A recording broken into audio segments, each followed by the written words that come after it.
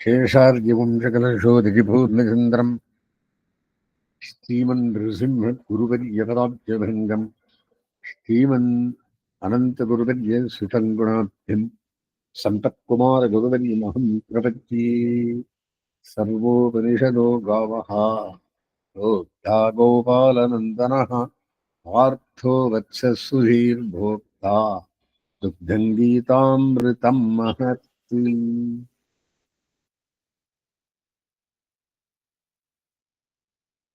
वसुदेवसुतं देवं कंसचाणूरमर्दनं देवकी परमानन्दं कृष्णं वन्दे जगद्गुरुम्। स्वधर्मज्ञानवैराग्य ध्यानभक्त्यैकगोचरः नारायणः परं ब्रह्म गीताशास्त्रे समीरितः। பரம்பிரம்ம நாராயணத்திலே அடியோங்களுக்கு பக்தி ஒன்றாலேயே அவனை அடையலாம். இது கீதா சாஸ்திரத்துக்குள்ளே சொல்லும்படியான விஷயம். கர்மயோகத்தை சொன்னார், ஞான யோகத்தை சொன்னார், சாங்கிய யோகத்தையும் சொன்னார்.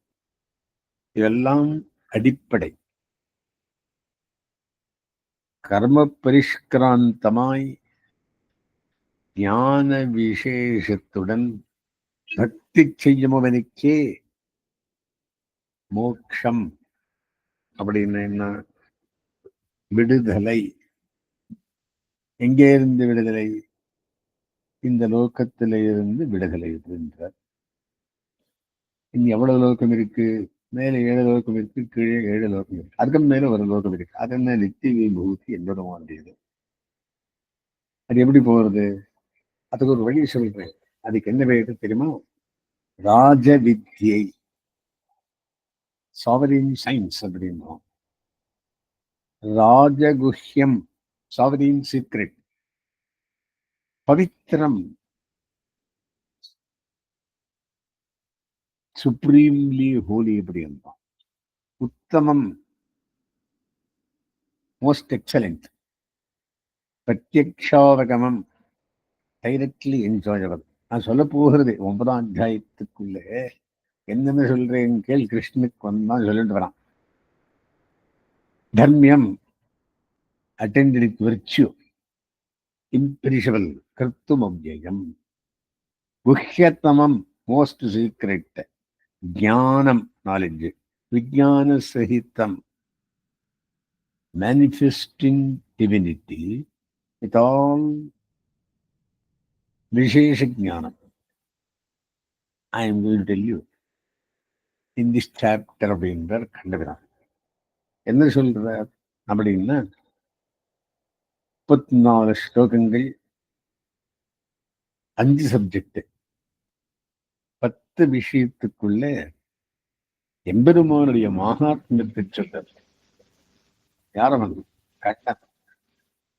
அடுத்த 2 ஸ்லோகத்தாலே அவதார மகாத்மியத்தை சொல்றார். 13 ஸ்லோகத்தாலே இந்த எம்பெருமானை அடைகிறவன் 4 பேர் இருக்காளே, அதுக்குள்ள ஞானியின் சிரேஷ்டத்தை 13 ஸ்லோகத்தாலே சொல்லி, 8 ஸ்லோகத்தாலே பக்திகளுடைய பிரிவுகள் அதை சொல்லி, கடைசியில மன்மனாபவ, மத்பக்தோ பவ, மத்யாஜி பவ, மாம் நமஸ்குரு அப்படின்னு 4 காரியத்தை சொல்றார். எதுக்காக? பக்திக்கு டெபினிஷன். அது எங்க சொல்றார்? நட்ட நடுவை அப்படின்றது. கீதையில 700 ஸ்லோகம் இருக்கு. 9 அத்தியாயத்துக்கு பாதி. எத்தனையாவது அப்படின்னா, அந்த 372வது கடைசி ஸ்லோகம். 700 ஸ்லோகம் பாதி 375. இது 372வது 9வது அத்தியாயத்துக்குள்ளே கடைசி ஸ்லோகத்துக்குள்ளே பக்தி என்றால் என்ன அப்படின்னு, மன்மனாபவ, மத்பக்தோ பவ, மத்யாஜி பவ, மாம் நமஸ்குரு, என்னையே மனத்தில் வை, மன்மனா பவ, மத்யாஜீ பவ, என்னையே பூஜை பண்ணு. மன்மனா பவ மத்யாஜி, மாம் நமஸ்குரு, என நமஸ்காரம் பண்ணு. இப்படி அஷ்டாங்க யோகத்து மாதிரி சாஷ்டாங்க பிரணாமத்தை பண்ண வேண்டியது. மன்மனா பவா, மத் பக்தோ பவா, மத் யாஜி பவா, மாம் நமஸ்குரு. இது 4 காரியங்களை பண்ணித்தீங்கன்னா எம்பெருமானை அடைவா. இதே பக்தி யோகம். பக்தி யோக டெபினேஷனே 9வது அத்தியாயத்துக்குள்ளே கடைசி ஸ்லோகத்துக்குள்ளே பக்தி எப்படி பண்ண வேணும் அப்படின்னு சொல்றார். இதே ஸ்லோகத்தை 18வது அத்தியாயத்துக்குள்ளே சாஸ்திரார்த்த சாரம் அப்படின்னு 18:65 இதே சொல்றார். பக்தியோட டெபினேஷன்.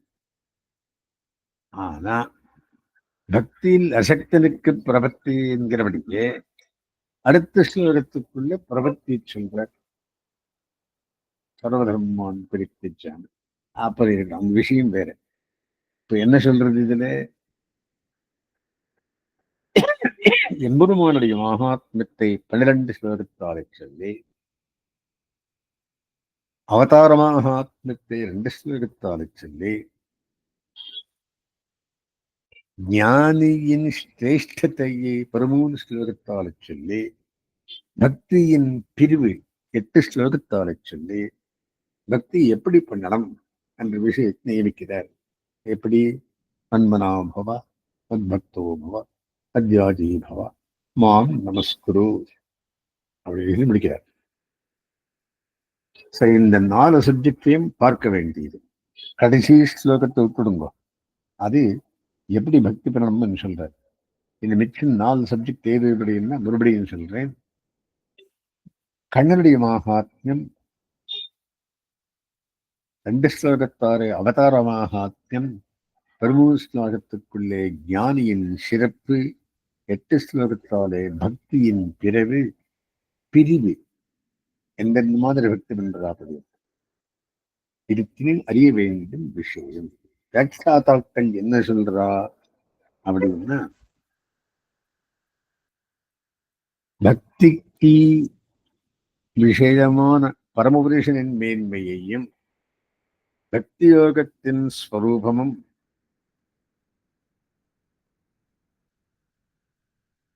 இதில் வலியுறுத்தப்படுகின்றது.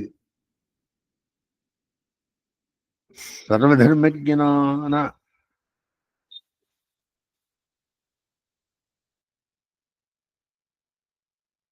சதர்மஜான வைராக்கிய தியான பக்தே கோச்சரா நாராயண பரம் பிரம்ம கீதாசாஸ்திரே சமீரிதா என்று முதல் முன்னமே ஆளவந்தார் சாதித்துள்ளதை நினைவில் கொள்ள வேண்டும். இந்த அத்தியாயத்தில் மன்மனா பவமத் பக்தோ மத்யாஜி மாம் நமஸ்குரு என்று கடைசி ஸ்லோகத்தில் சாரமாக உபதேசம். கண்ணனின் அளவற்ற பெருமை, அவருக்கு ஸ்வமகாத்மம் என்று பெயர், அவதாரத்தில் பரத்துவம், மேன்மை,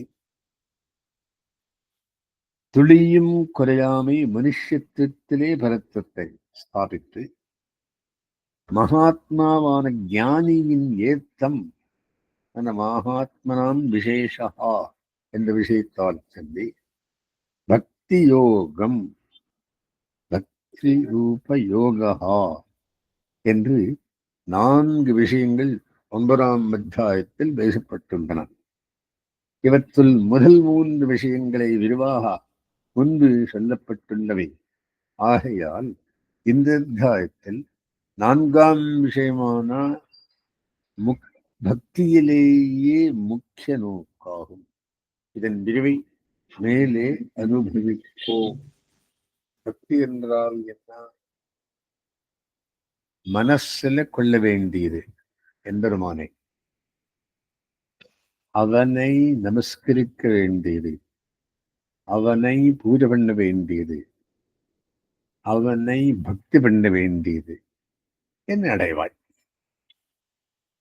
9ஆம் அத்தியாயத்தில் கண்ணனின் பெருமேன்மை மனிதனாக அவதரித்தும் பரத்வம் குன்றாமை எம்பெருமானையே விரும்பும் மகாத்மா ஞானியின் ஏத்தம் பக்தி யோகம் ஆகா 4 விஷயங்கள் விளக்கப்படுகின்றன. முதல் 3 முன்னமேயே சொல்லப்பட்டவை இங்கு சோதனம் பண்ணப்படுகின்றன. பகவத் பக்தியே இவ்வத்தியாயத்தில் சாரமாக உபதேசிக்கப்படுகிறது. பகவத்கீதைக்கு பக்தியிலே நோக்கு சரணாகதியிலே நோக்கு என்று 2 அபிப்பிராயங்கள் உண்டு. பக்தியைக கோச்சரஹா நாராயணா பரம்பிரம்மா என்பது பக்தி ஒன்றுக்கே பரமலி பலமாயிருப்பவன் பக்தியைக்க லப்யன், பக்தியினாலேயே அடையத்தக்கவன் நாராயணனான பரம்பொருள் கீதா சாஸ்திரத்தில் நன்றாக சொல்லப்பட்டுள்ளான். இது ஆளவந்தாரின் சித்தாந்தம். ஆழ்வார்களின் அருளிச் செயல்களிலும் எம்பெருமானார் தமது கத்தியங்களிலும் கீதைக்கு சரணாகதியிலே நோக்கு என்ற அபிப்பிராயம் வெளியிட்டப்பட்டுள்ளது. மன்மனா பகவத் பக்தோ மத்தியாதீமாம் நமஸ்குரு என்ற பக்தியை கீதையின் நட்ட நடுவே வெளியிட்டிருப்பதால் இதிலேயே கண்ணனுக்கு முக்கிய நோக்கு என்பர் நமது ஆச்சாரியர்கள். இந்த அத்தியாயத்தில் பல அபூர்வமான விஷயங்கள் வெளியிடப்பட்டுகின்றன. இவற்றை வெளியிடும் விதத்திலிருந்து இங்கு பக்தியாகிற மோக்ஷோபாயத்திலேயே முக்த நோக்கு என்பது தெரிகிறது. முதல் 3 ஸ்லோகங்களில் பக்தியின் மகிமை சாரமாக பேசுகின்றான் கண்ணன். கீழ் சொன்ன கர்மஜானங்கள் போலல்ல இந்த பக்தி. இத்தை குஹ்யதமம், மிக சிறந்த ரகசியம் என்கிறான். மேலும் அர்ஜுனா, நீ என் பிரமைகளை அசூயை இல்லாமல் ரசித்து கேட்டாய். ஆகையால் மிகவும் ரகசியமான விஷயங்களை உனக்கு சொல்லுகிறேன் என்று பீட்டிக்கே இடுகிறான்.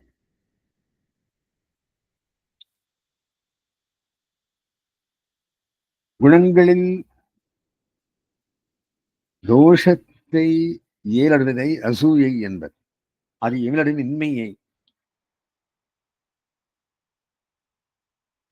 முகக்குறிப்பால் உணர்ந்து கொண்டு பரம ரகசியமான இந்த யோகத்தை இவன் அறியத்தக்கவன் என்று நிச்சயித்து, எதை அறிந்து என்னை அடைய தடையாய் உள்ளவன் என்றும் விடுவிடுவாயோ, மிக ரகசியமான இந்த உபாசன ரூபமான ஞானத்தை, அந்த உபாசனையை நடைமுறை அறுவடன் கூட பொறுமை அற்ற வினக்கு உபதேசிக்கிறேன் என்று முதல் முன்னம் கூறுகிறார்.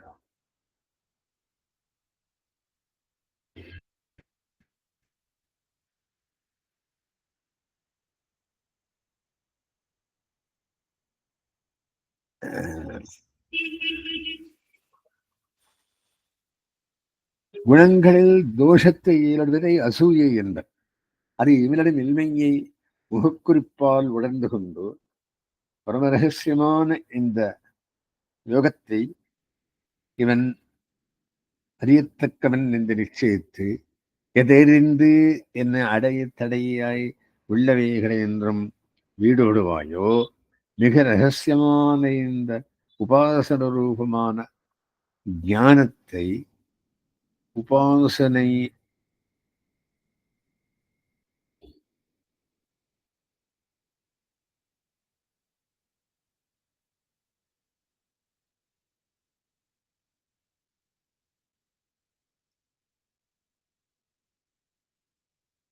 மிக ரகசியமான இந்த உபாசன ரூபமான ஞானத்தை உபாசன வகை நடுவரை அறிவுடன் கூட பொறாமை அற்றவனுக்கு உபதேசிக்கிறேன் என்று முதல் முன்னும் கூறி, இதை அறிய அர்ஜுனன் தக்க கொள்ளுகலம் என்பது கண்ணன் முடிவு. இந்த பக்தி மோட்சத்துக்கு மிக உயர்ந்த சாதனம். செயல்திறக்கட்ட இனியது, பலத்தை நிச்சயமாக சாதித்து தரும். அதன் பின்னம் இது அழியாது என்கிறான் மேலே.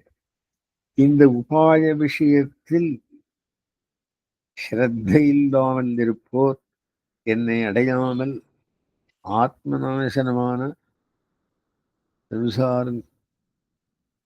சம்சாரத்தில் ஒழுதுகின்றனர் என்றும் கூறுகிறான். அஸ்ய தர்மஸ்ய அஸ்ரத்தானாக புருஷாக என்பது பகவத் வாக்கியம்.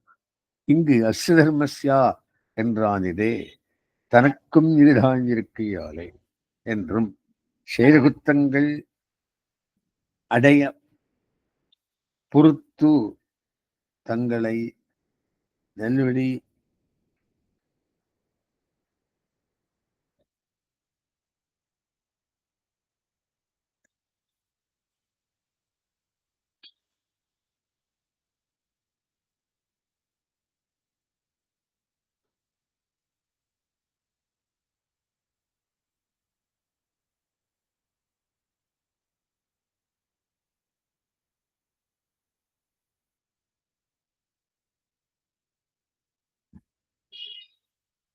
செயல்குத்தங்களை அடைய பொறுத்து தங்களை நல்வழி போக்கும் என்னை விட்டு தன்னுடைய விநாசத்தை சூழ்ப்பதான சம்சாரத்தை விரும்பி அப்படியே போகா நிற்பர்கள் என்ற நம்பிள்ளை ஈடு. பக்தி யோகத்துக்கு இட்டு பிறந்தவர், தகுதி பெற்றவர் நாம். கண்ணன் இதற்கு இட்டு பிறக்கவில்லை. எனினும் இருபத்தி பேசுவது அவனுக்கு இனிக்கிறது. ஆதன்மையால் இந்த அந்நிய தர்மத்தில்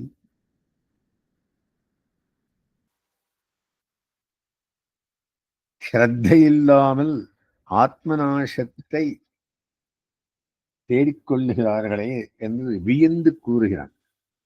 அனுஷ்டிக்கும் காலத்தில் பரமபோக்கியமாயிருப்பது, மிகவும் எளிதாயிருப்பது பக்தி. பக்திக்கு விஷயமான புருஷோத்தமனை ஸ்மரிப்பதில் மேலான மிகவும் பிரியமான இன்பத்தை பக்தன் காண்கிறான். எப்பொழுதும் நாள் திங்கள் ஆழு ஊழி ஒளி தரும். அப்பொழுதே கப்போது என் அமிர்தம் முதலான அவனுக்கு பக்தி தித்திப்பதால் அஸ்யா என்று கூறுகிறான். இனிய பழ ரசத்தை விட்டுவிட்டு வேப்பிலை சாத்தை விரும்புகிறாரோ என்று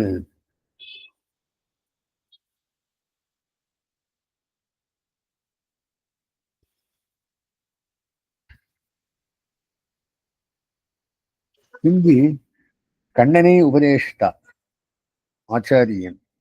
அவன் உபதேசத்துக்கு விஷயமும் தானே ஆகியால் மிகவும் விரிவாக அருளிச் செய்கிறான். மத்தப்பரதரம் நான் கிஞ்சிரஸ்தி, எனக்கு மேற்பட்ட தத்துவம் எதுவுமில்லை. மீசரவிடம் புரோத்தம் சூத்திரே மணிகனாய்வா, ஒரு நூலில் கோர்க்கப்பட்ட மணிகளை அந்நூல் தாங்குவது போல என்னால் இந்த விலகங்கள் யாவும் தரிக்கப்படுகின்றன என்று தன் ஒப்பற்ற பெருமையை முன்னமே சொன்னான். அகமேவ பரம் தத்துவம் தரிசனம் பேதமேவதா என்று அத்திகிரி அருளாளன் அருளியதை நினைவூட்டப்படுத்துகிறது. 9ஆம் அத்தியாயத்தில் பக்திக்கு விஷயமான தன் பெருமைகளை முதலிலேயே 4-5 ஸ்லோகங்களில் சொல்லுகிறார். சொல்லுகிறது, ஸ்ருதி ஆத்மாவை பற்றி கேட்பாய், மனனம் செய்வாய், இடையராது சிந்திப்பாய் என்று விதித்து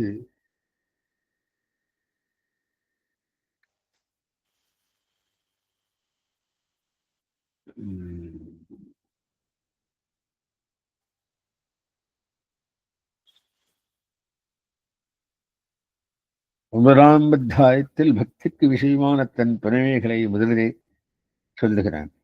ஸ்ருதி ஆத்ம வைபவத்தை கேட்பாய், மனதம் செய்வாய், இடையாவது சிந்திப்பாய் என்று விதித்து மற்றோரிடத்தில் நாயமாத்மா என்ற பரமாத்மா கேள்வி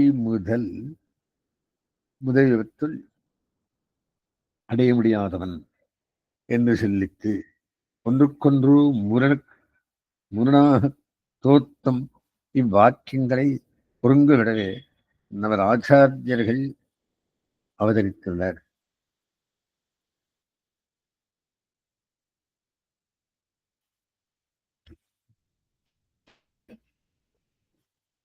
ஸ்ருதிச்சாக்கியில் பேசுகிறான் கண்ணன் என்று. மயா தரவிரம் சர்வம் ஜெகதவியக்தமூர்த்தினா பாலினுள் வெண்ணெய் போல் எல்லா பொருள்களிடம் விளக்கி தென்படாமல் அந்தர்யாமியாக ஒருவன் நான் என்னால் வியாபிக்கப்பட்டுள்ளன என்னும் மத்ஸ்தானி சர்வபூதானி உலகிலுள்ள எல்லா பொருள்களும் என்னை பற்றி இருக்கின்றன என்றும் கூறிவிட்டு நச்சமத்ஸ்தானி பூதானி பொருள்கள் எங்கிடவில்லை, அகம் தேஷு நச்ச அவஸ்திதா அவைகளில் நான் இருக்கவில்லை என்று முன்கூத்தை மறுப்பது போல் சொல்லுகிறான். மேயோகம் ஐஸ்வரம் பஷ்யா என்று அசாதாரணமான இயல்பான நீவன சக்தியை பார் என்றும் கூறுகிறான். இந்த ஐஸ்வரம் போகம் அதுவே உள்ள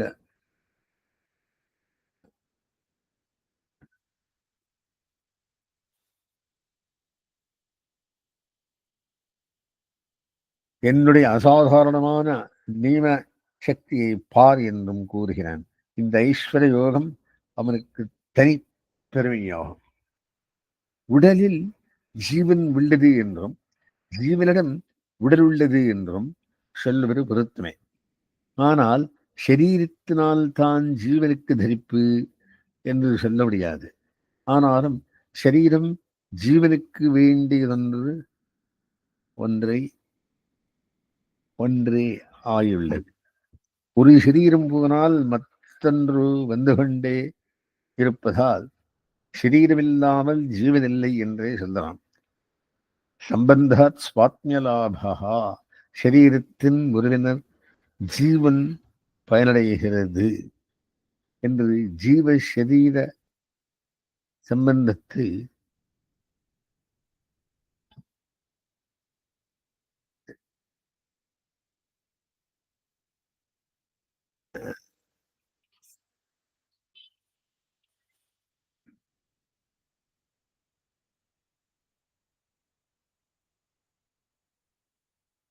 ஜீவசரீர சம்பந்தத்தை சொல்லலாம்.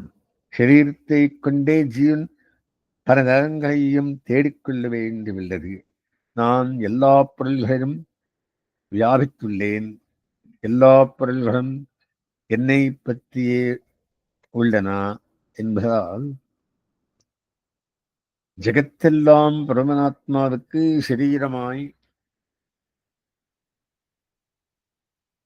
உள்ளமை தெரிகிறது.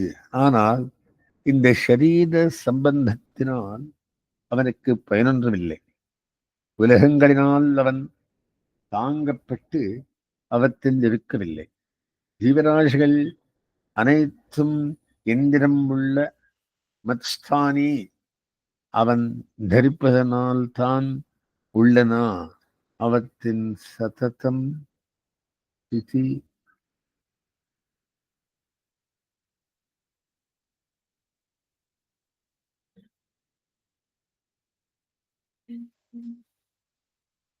அவன் தரிப்பதால் தான் உள்ளன. அவற்றின் சத்தை ஸ்திதி இருத்தல் நினைத்தல் எல்லாம் அவனவை பற்றியவை. ஆனால் குடம் அதில் உள்ள நீரையோ பாலையோ தாங்குவது போல் உருவத்தினால் தாங்கவில்லை அவன். தனது சங்கல்பத்தினாலேயே நினைவு மாத்திரத்தினாலேயே தாங்குகிறான். அவன் நினைவினாலேயே எல்லாம் தாங்கப்பட்டு வரதல் தனது பூதபிருத்து என்கிறான்.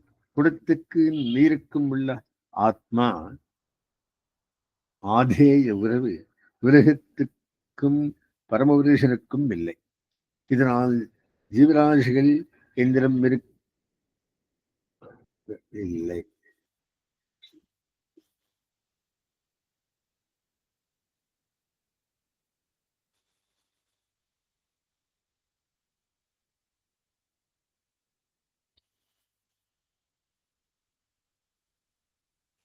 ஜீவராசிகள் எந்திரம் இருக்கவில்லை என்கிறான். உள்ளவைகளை எல்லாம் என் சங்கல்பத்தினால் தரிப்பவன் தாங்குவன் நான். பூதபிருத்து நச்ச பூதஸ்தா, நான் அவைகளினால் தாங்கப்படவில்லை.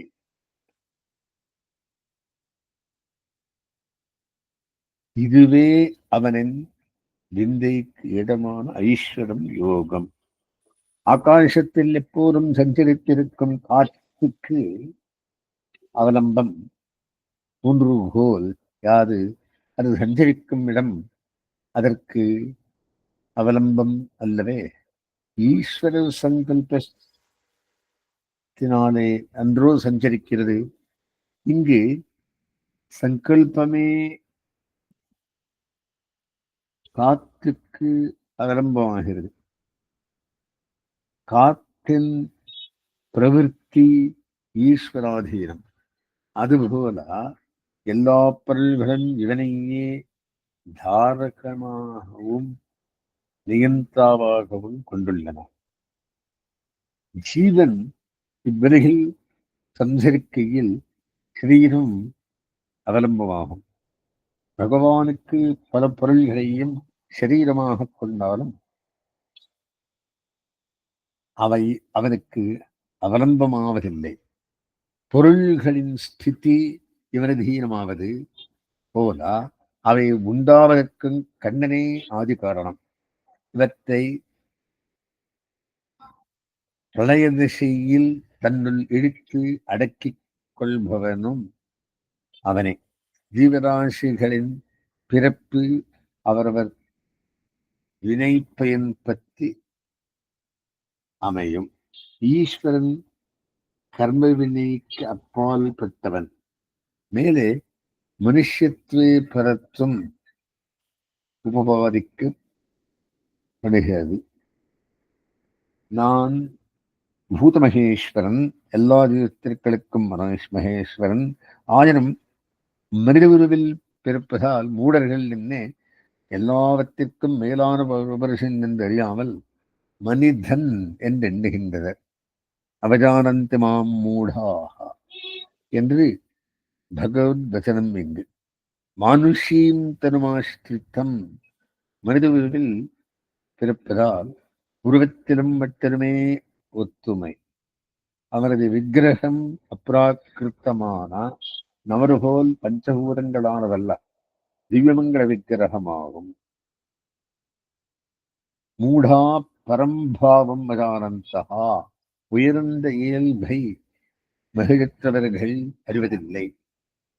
அபரிவிதமான சீலம், வாத்சல்யம், கருணை முதலிய கொண்டாடத்தக்க குணங்களுடன் மனிதன் போல நடந்து கொள்வது பரத்வத்தின் அடையாளம். இதை கொண்டே பாமரர்கள் அவனை பரிபுகப்படுத்த பார்க்கின்றனர்.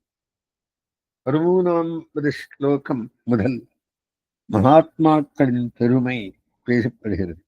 இவைகளை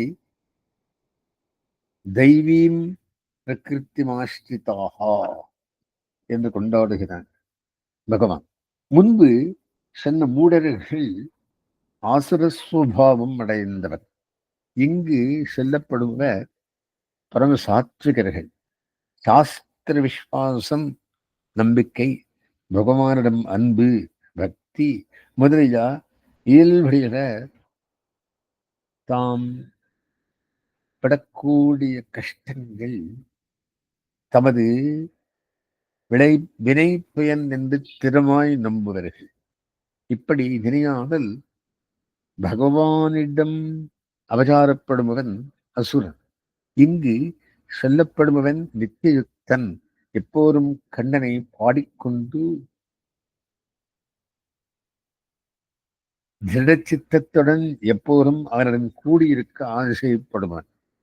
9:15 சேதனாச்சேதன விசிஷ்டனான அறிவற்ற எல்லா பொருள்களுடன் அவற்றின் ஆத்மாவாய் எப்போதும் கூடியுள்ளவன் பகவானை அறிந்து உபாசிப்பவனை மகாத்மா என்கிறான். இவ்விலகங்களை எல்லாம் படைத்து நடத்துவன் நானே. வேர்முதலாய் வித்தாய் நிற்பவன் நானே. இப்படி அறிந்து வேறு எதிலும் நெஞ்சு செல்லாமல் என்னுடனே நினைவினால் கூடியிருப்பவனுடைய போகமோட்சங்கள் எல்லா நலன்களும் என்னுடைய பொறுப்பாகும். மற்ற தெய்வங்களையோ பிதற்கள் பூதபிசாசங்களையோ தொழுபவர்கள் அவற்றுள் உள்ளுரை ஆத்மாவாகவில்லை என்னையே தொழுகிறார்கள். அவர்கள் என்னை விதிப்படி நானே பரம்பொருள் என்று அறிவுடன் பூஜியாதால் அவர்கள் பூஜிக்கும் விஷயங்களையே அடைகிறார்கள். என்னை அறிந்து பூஜிப்பவர் என்னையே அடைகிறார்கள். நான் ஆராதனைக்கு மிகவும் எளியவன். ஏதாவது பழத்தையோ இலையையோ பூவையோ அல்லது நல்ல நீரையோ உள்ளன்புடன் தந்தால் உகந்து ஏற்கிறேன். பகவத் ஆராதனம் சுகரம். இது பக்தி சரீரத்தில் சேர்ந்தது. இதையே மத்யாஜி என்றதில் கண்ணன் கூறுவதாக கொண்டனான். எம்பெருமானின் திருவாராதனத்துக்கு ஆளிடாமல் தானே செய்ய வேண்டும். தனக்கு இனியனான பெண்ணிற்கு பருவடை செய்து உகப்பவன் அதற்கு வேறு ஆளை விடான இறைவனுக்கு படைத்த மீதத்தை உண்ணாமல் வேறு பொருளை உண்பவன் பாபத்தையே உண்கிறான். கோவிலில் நடக்கும் பூஜை பரார்த்தம் எனப்படும். லோகக்ஷேமத்துக்காக பொதுவான பூஜை ஸ்வார்த்த பூஜை. தனது குடும்ப நலத்துக்காக தானே செய்தாக வேண்டும். ஸ்ரீ கீதை 9ஆம் அத்தியாயத்தில் பக்தியை பற்றி விவரித்து வருகையில் தான் ஆராத்திய சுலபன் என்பதை சொல்லி தர்மானுஷ்டானமாக நீ எதை செய்தாலும் செய்வாயோ யஜ்ஞம் தானம் தபசு முதலிய இவற்றையும் உண்பது மற்ற செயல்களையும் கிருஷ்ணார்ப்பணம் என்று செய்வாயாக. இப்படி பத்தத்தவைகளாய் செயல்பட்டு புண்ணியபா பலன்களை பெறாமல் என்னையே அடைவாய் என்கிறான். சமூகம் சர்வபூதேஷு. எனக்கு நண்பனோ பகைவனோ கிடையாது. எனக்கு எல்லாரும் சமம். ஒழுக்கத்தில்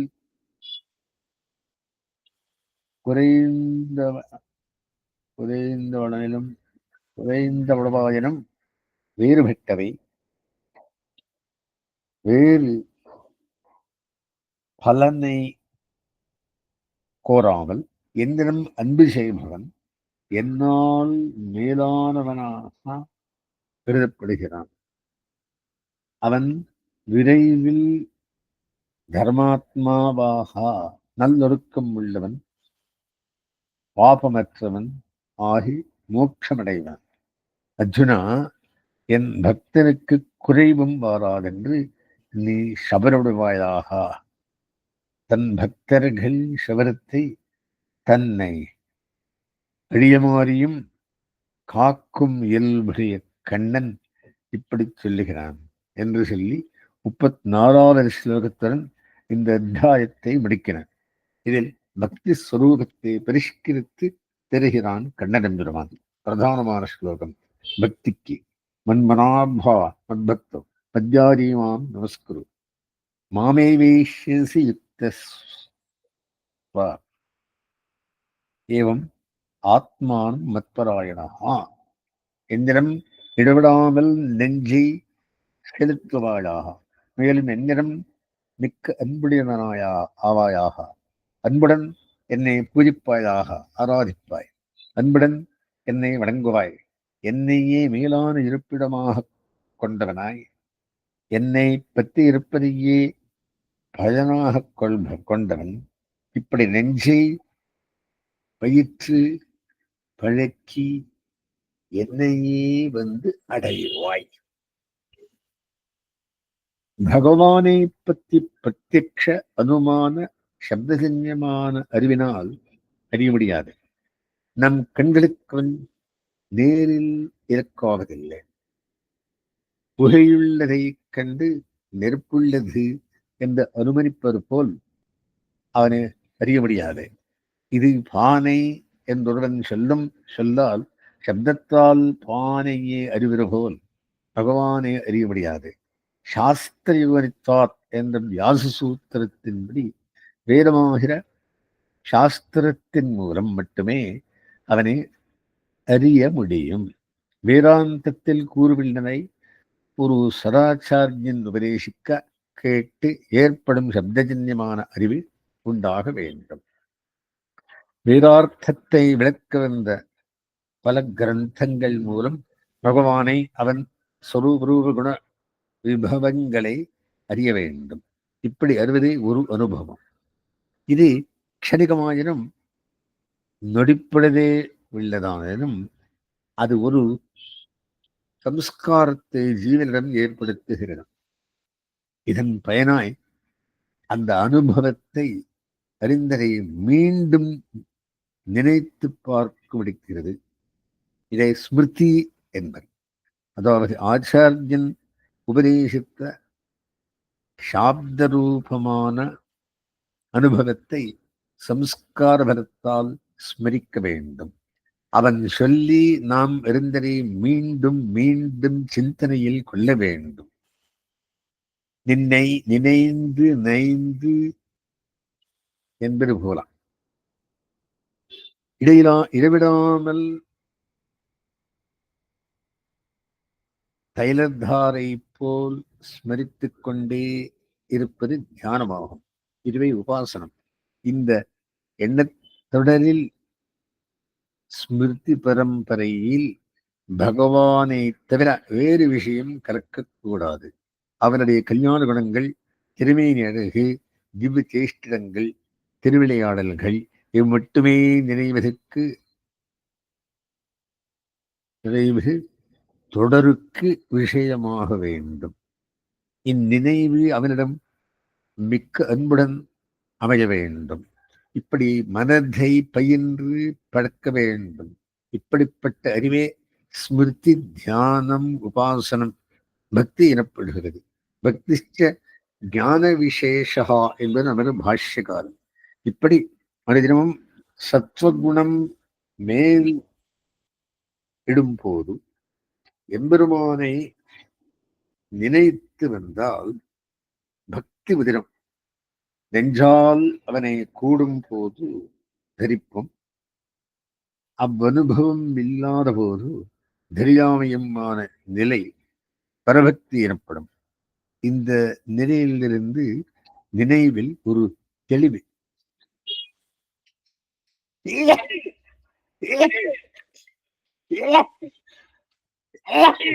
வைராக்கியம் பெருக்கம். இந்நிலையில் பகவானை மனக்கண்ணால் சாட்சாத்கரிப்பது பிரஜானமாகும். இந்த அறிவின் முதிர்ச்சியே பரமபக்தியாகும். பரமபக்தி நிலையில் ஆர்த்தி சொல்லி முடியாது. முதல் 98 திருவாய்மொழிகளில் ஆழ்வாரின் நிலை பரபக்தி. 99வது விசும்புடைமையில் பரஜானம். கடைசி முனியே நான்மகன் அனுபவம் பரமபக்தி. கண்ணன் பக்தி சப்பல்லன். முனியே அனுபவம் பரமபக்தி. பக்திக்கு உகப்பவன், அன்புக்கு ஏங்குபவன், கட்டுப்படுபவன். மத்பக்த சன்னு நண்பனாபவா, பக்தனாய் எரிந்து கொண்டு அன்புடன் பிரீத்தியுடன் என்னை மரணம் பண்ணு என்றன் சொல்லுவதாக இங்கு பாஷ்யம் அமைந்துள்ளது. இப்படியே மத்பக்த சன்னு மத்யாஜி, மத்பக்த சன்னு மாம் நமஸ்குரு என்று நியமிக்கிறான். பகவானை வழியா அடைத்தகுந்த மேலான ஸ்ரேயஸ் எதுவுமில்லை என்று அவனையே பரம பிராபியமாக கொள்பவன் அவனையே அடைவான் என்று தீர்வு. மாமேவ ஏஷ்யசி, என்னையே அடைவாய் என்கிறான் கண்ணன். இங்கு கீதாபாஷ்யத்தில் மன்மனா பவா மயி சர்வேஸ்வரேஸ்வரே என்று தொடங்கி பகவானின் அபரிமேயமான பிரமைகளை ஆயாரப் பேசி இப்படிப்பட்ட இந்திரம் என்று காட்டியிருக்கிறான் பாஷ்யகரன். என்னை, சர்வேஸ்வரனான என்னை நீ அன்புடன் பஜித்து என்னையே அடைவாய் என்று பகவான் ஸ்பஷ்டமாக அருள்கிறான். இதனால் பிரம்மம் என்று பெருமை பெற்ற பகவான் வேறல்லன், அடைபவனான சேத்தனன் வேர் என்பதும் தெளிவாக பெறப்படுகிறது. பக்தி யோகம் அத்வைத்த கொள்கைகளுடன் இணையாது. இதனால் கீதையில் கண்ணன் விசிஷ்டாத்வைதத்தை உபதேசிக்கிறான் என்று உணர வேண்டும். அஸ்மங்கிரதமாரம் ஆம் யதிசேகரவத்தியமாம் லக்ஷ்மி வல்லமரியில் தாம் வந்தே குரு பரம்பராம்.